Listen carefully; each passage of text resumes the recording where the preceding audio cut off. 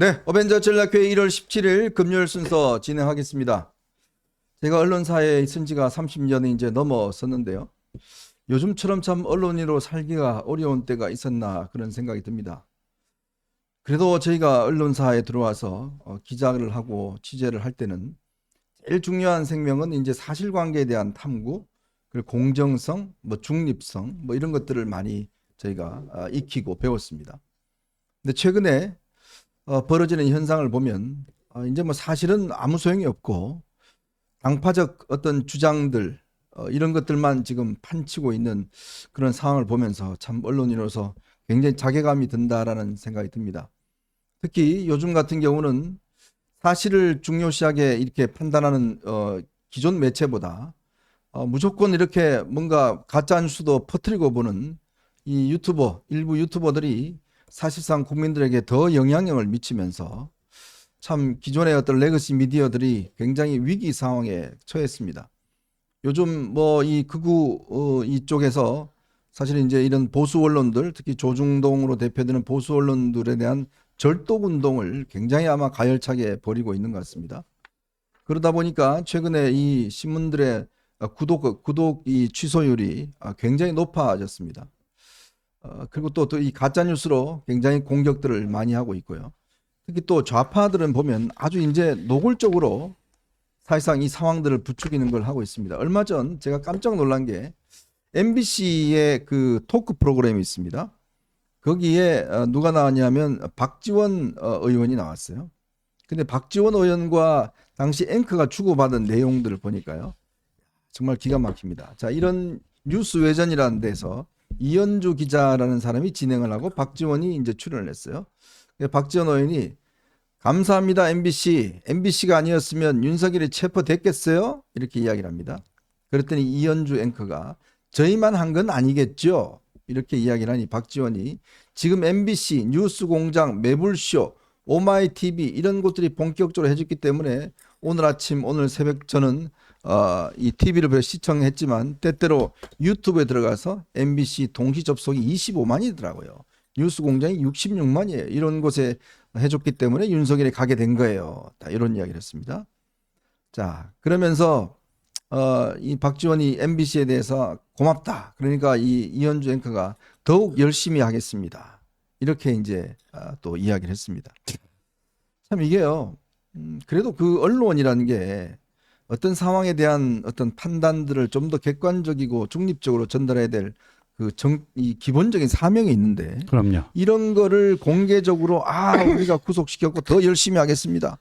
이렇게 지금 공개적으로 이야기하는 모습을 보면서 이게 언론인가? 아니면 이거는 민주당 기관 방송 아닌가? 저는 그런 생각을 했습니다. MBC가 그러니까 민주당 M이 민주당, B가 방송, C가 센터, 민주당 방송센터라고 하잖아요. 그래요. 네. 딱 그거네요, 지금. 저게 무슨 공영방송이에요. 네. 네. 참 이런 것들이 참 이 좌파방 아예 내놓고 뉴스공장 김어준 뉴스공장이요. 그날 윤석열 대통령 체포될 때 동시 접속자가 84만 명이었대요.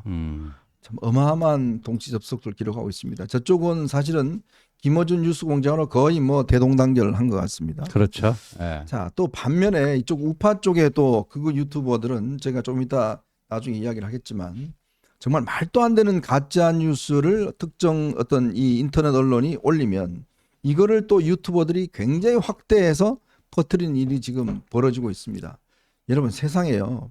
선관위에 그날 무슨 중국인이 90몇 명이 있어서 그들을 체포해서 오키나와의 주일 미군 기지에 지금 가서 신문 중이다는 기사가 있어요. 이게 말이 되는 소리입니까 이게? 그러면요 지금 중국하고 미국하고 전쟁 났어요.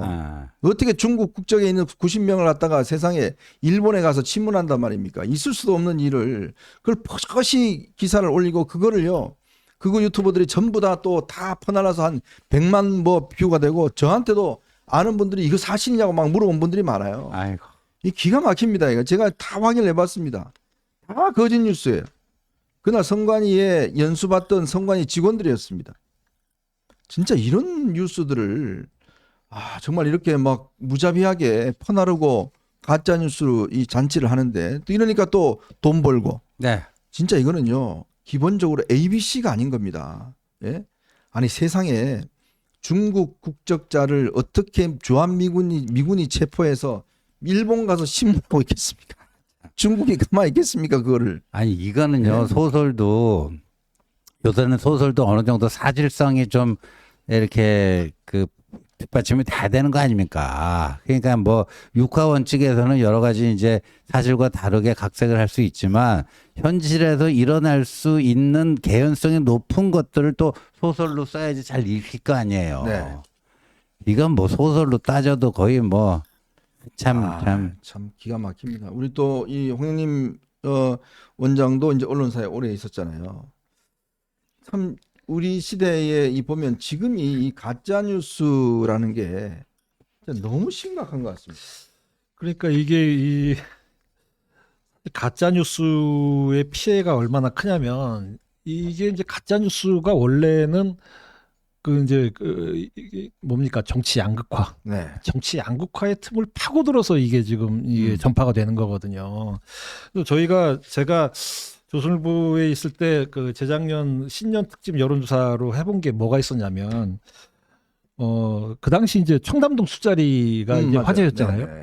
그 뭐 대통령하고 그 한동훈 당시 장관하고 이제 뭐 김현장 변호사들 30명하고 청담동에서 뭐 동백과 가서 노래 불렀다고. 이제 노래 불렀고 뭐 술 먹었다. 음.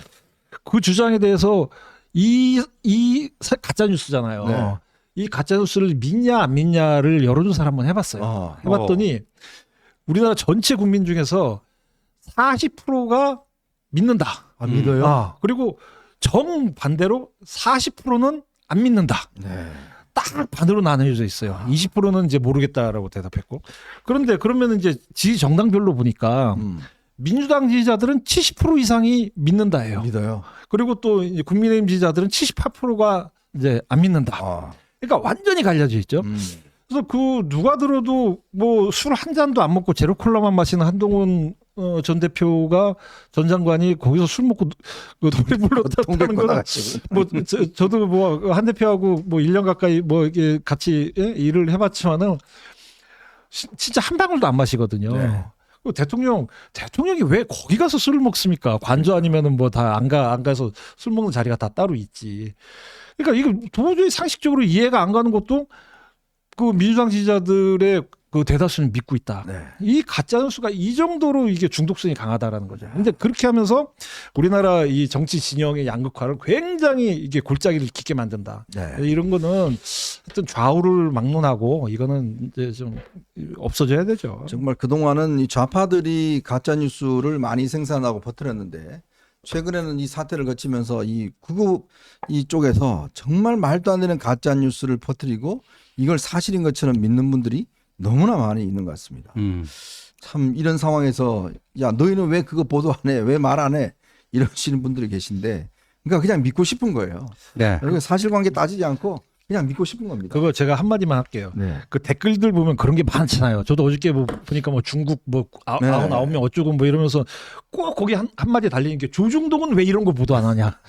뭐 그 방송에서는 왜 이런 거 안 나오냐 그러잖아요. 안 나온 이유 딱 한 가지입니다. 네. 가짜 뉴스니까 안 나오는 거예요. 네. 이게 그렇게 하면서 울분에 차 있는 분들이 막 댓글 쓰는 거 보면서 제가 그 꼭 드리고 싶은 얘기가 조중동이나 방송에 안 나오는 거는 가짜 뉴스니까 안 나오는 겁니다. 네. 그거 울분 그 가지실 필요가 전혀 없어요.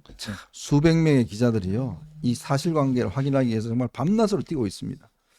그거는 안 믿고 어떤 사람이 소설 쓴 걸 그거를 믿는다? 이건 좀 저는 진짜 이 여론 시장이 너무나 왜곡돼 있다라는 말씀을 드리겠습니다. 자, 오늘은요. 여러분들하고 저희가 한 세 가지 주제를 가지고 이야기를 해보겠습니다. 오늘 한국갤럽 여론조사가 발표가 됐습니다. 어제 NBS 조사에 대해서도 우리가 이야기했는데 한국갤럽 조사는 또 더 국민의힘이 앞서 나가고 있습니다. 어제부터 시작해서 역전이 이제 벌어졌지 않습니까? 자, 이런 여론 지형이 어떻게 이제 벌어진지 이걸 우리 여론조사 전문가인 홍 소장과 함께 좀 분석을 해보고요. 지금 아마 윤석열 대통령 이제 어제 밤에 서울지법에 있었던 체포 적부심 결국 기각이 됐습니다. 저희가 어제 예측한 대로 기각이 됐고 아마 구속영장이 오후 9시가 마감 시간입니다. 고전에 아마 청구가 될 것 같은데요. 앞으로 이 수사에 대한 문제 그리고 제가 좀 전에 말씀드렸던 진짜 이 가짜 뉴스에 대한 심각성 이 문제 한번 여러분들하고 좀 다뤄보도록 하겠습니다. 자, 여러분 보시면서요 구독과 좋아요 알림 꼭 부탁드리고 많은 응원 부탁드리겠습니다. 저희는